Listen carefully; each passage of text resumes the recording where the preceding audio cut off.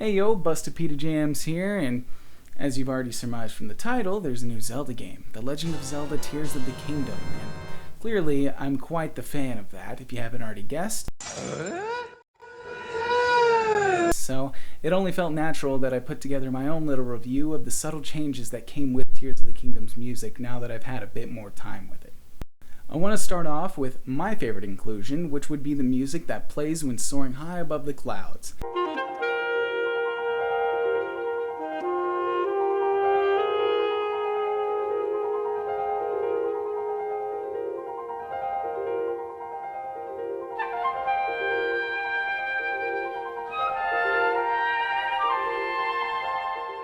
The soft wind instruments accompanied by beautifully elegant harp strums just make it feel like I'm flying over Skyloft with my Crimson Loftwing again, at least in spirit. It may not be as exuberant as the full orchestra that was set for Skyward Sword, but it hits that mark and sets the tone and atmosphere for what we would expect to be up in the skies. But in contrast, the Sky Islands are rather lackluster, feeling a bit more like the fleeting piano we get down on the surface, but this time replaced with soft-sounding trumpets whisking away instead of the piano.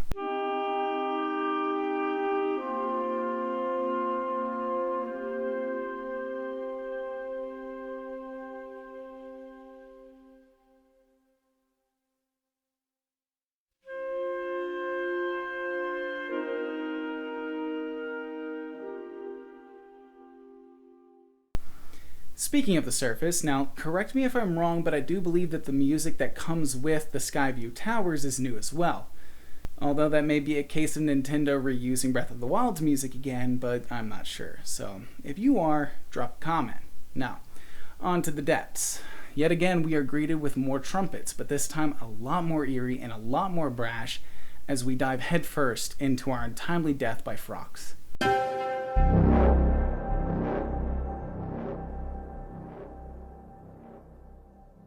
At first, it really did creep me out, especially jumping into a deep dark abyss forgetting I had Bright Bloom seeds to use, but after that, there's not really much going on for it aside from the exploration aspect, which is all well and good, but I really do feel like it was a big missed opportunity to really capitalize on the horror factor of being in such a deep, dark place, but hey, I've already put tons of hours down there anyway. It's an amazingly fun place to explore nonetheless, so.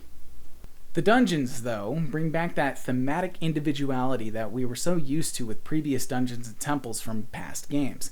Thankfully, the music doesn't just wisp away and then come back in small increments like the rest of the songs do, but sticks with you throughout the experience and really makes for a grand one.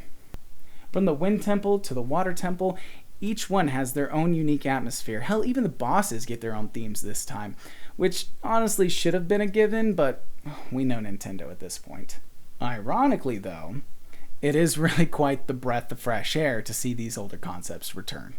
Overall, the music in this game does the job, but I feel like without Koji Kondo, we'll always be left wanting more, which I hope changes later on down the line. Anyways, I'm about 120 hours in or so, and just like with Breath of the Wild, I've got a few more years to go. So, real quick, I do have an honorable mention, that of which being the Gloom Hands. Remember that thing I said about the depths not being as scary after their initial introduction? Well, every introduction with these things is absolutely terrifying. Not to mention, the entire world around you just shifts to red for no reason. Plus, you have this horrifying banger playing in the background.